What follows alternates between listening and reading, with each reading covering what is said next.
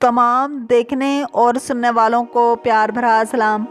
رجب سن 60 ہجری کو معاویہ کی موت کے بعد لوگوں سے یزید کی بیعت لی گئی۔ یزید نے برسر اقتدار آنے کے بعد ان چیدہ افراد سے بیعت لینے کا فیصلہ کیا جنہوں نے معاویہ کے زمانے میں یزید کی بیعت کرنے سے انکار کر دیا تھا۔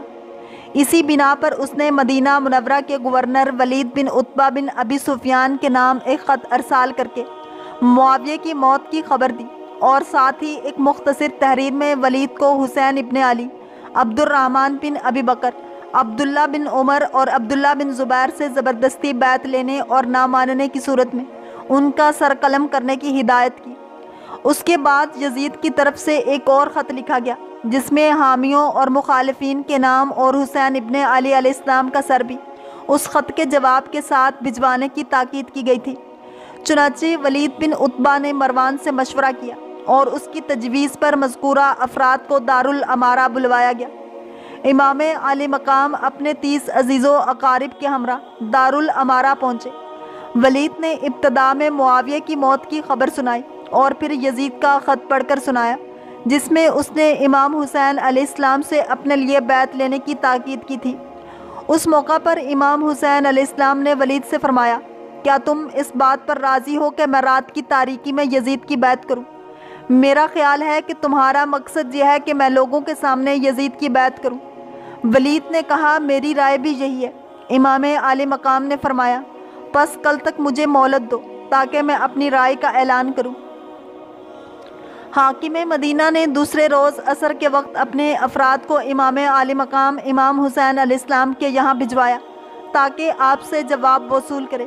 تاہم امام علی مقام نے ایک اور رات کی مہلت مانگی جسے ولید نے قبول کیا اور امام علی مقام کو مہلت دے دی۔ امام علی مقام نے دیکھا کہ مدینہ منورہ مزید پرامن نہ رہا، چنانچہ امام حسین علیہ السلام نے مدینہ منورہ چھوڑنے کا فیصلہ فرمایا۔ حالات کی نزاکت کو دیکھتے ہوئے امام حسین علیہ السلام ہفتہ کی رات 28 رجب اور بعض دوسرے اقوال کی بنا پر 3 شعبان سن 60 ہجری قمری کو اپنے اہل بیت اور اصحاب کے 84 افراد کے ساتھ مدینہ منورہ سے مکہ کی طرف روانہ ہوئے۔ بعض مصادر کے مطابق آپ علیہ السلام نے رات بھر اپنی مادر گرامی حضرت فاطمہ الزہرا سلام اللہ علیہا اور اپنے بھائی امام حسن علیہ السلام کی قبر مبارک پر حاضری دی اور وہاں نماز پڑھی اور وداع کیا اور صبح سویرے گھر لوٹ آئے۔ بعض دیگر مصادر میں آیا ہے کہ آپ نے 2 راتیں پے در پے اپنے نانا رسول خدا صلی اللہ علیہ وسلم کی قبر مبارک پر گزاریں۔ اس سفر میں سوائے محمد بن حنفیہ کے اکثر عزیز و اقارب منجملہ آپ علیہ السلام کے فرزندان، بھائی بہنیں، بھتیجے اور بھانجے آپ علیہ السلام کے ساتھ تھے۔ بنی ہاشم کے علاوہ آپ کے اصحاب میں سے 19 افراد بھی اس سفر میں آپ کے ہمراہ تھے۔ آپ کے بھائی محمد بن حنفیہ کو جب امام حسین علیہ السلام کے سفر پر جانے کی اطلاع ملی تو آپ سے خدا حافظی کے لیے آپ آئے۔ اس موقع پر امام حسین علیہ السلام نے بھائی کے نام تحریری وصیت نامہ لکھا جس میں درج ذیل جملے بھی مذکور ہیں۔ میں خود خواہی یا سیر و تفریح کے لیے مدینہ منورہ سے نہیں نکلا اور نہ ہی میرے سفر کا مقصد فساد اور ظلم ہے، بلکہ میں صرف اپنی جد کی امت کی اصلاح کے لیے نکلا ہوں۔ میں امر بالمعروف اور نہی عن المنکر کا ارادہ رکھتا ہوں۔ میں اپنے جد اور باپ علی ابن ابی طالب کی سیرت پر چلوں گا۔ امام حسین علیہ السلام نے ولید اور مروان کے جواب میں جو ارشادات فرمائے ان میں یزید بن معاویہ کی مخالفت اور اس کے خلاف علم جہاد بلند کرنے کا پہلا سبب بیان فرمایا تھا، اور اب مدینہ منورہ سے روانگی کے وقت اپنے وصیت نامے میں مسلح جدوجہد کا ایک اور بنیادی سبب بیان فرما رہے ہیں جو امر بالمعروف اور نہی عن المنکر اور یزیدی حکومت کے غیر اسلامی اور غیر انسانی اقدامات کے خلاف اعلان جہاد پر مشتمل ہے کہ یہ لوگ مجھ سے اگر بیعت کا تقاضا نہ بھی کریں پھر بھی خاموش نہیں بیٹھوں گا، اس لیے کہ یزید سے میرا اختلاف صرف یہیں تک محدود نہیں کہ اگر وہ بیعت کا مطالبہ چھوڑ دے تو میں بھی خاموش ہو جاؤں گا، بلکہ یزید اور اس کے خاندان کا وجود چونکہ ہر قسم کے ظلم و ستم اور برائی کا رواج اور اسلامی احکام کو مسخ کرنے کا سرچشمہ بن چکا ہے، لہٰذا میں اپنا فرض سمجھتا ہوں کہ ان خرابیوں کی اصلاح امر بالمعروف اور نہی عن المنکر کے ذریعے اپنے جد امجد کے قوانین اور اپنے پدر بزرگوار علی ابن ابی طالب علیہ السلام کے دستور اور ان کی عدالت کو برقرار رکھوں اور خاندان بنی امیہ کی لائی ہوئی بدبختیوں کو دور کروں۔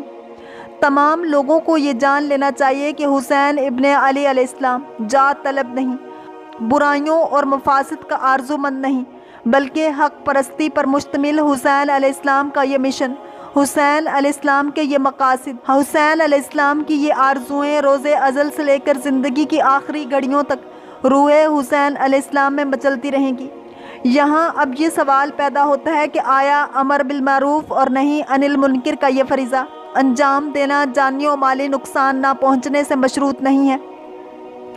جبکہ امام عالی مقام نے اس شرط کی پرواہ ہی نہیں کی، بلکہ اس مرحلے میں ایک قدم آگے بڑھ جاتے ہیں۔ آپ نے اپنی جان کا نذرانہ پیش کیا اور اپنے خاندان، اپنے فرزندوں، اپنے اصحاب و جان نثاران کو اسلام پر فدا کرنا اور اپنے اہل بیت، اپنی بہنوں، اپنی بیٹیوں کو قید و بند قبول کرنا بھی گوارا کر لیا۔ امام حسین علیہ السلام اپنے ساتھیوں کے ساتھ مدینہ منورہ سے خارج ہوئے اور اپنے بعض عزیز و اقارب کی مرضی کے برخلاف مکہ کی طرف روانہ ہوئے۔ مدینہ منورہ سے مکہ کے اس سفر کے دوران میں آپ بہت سے منازل کو عبور کیا۔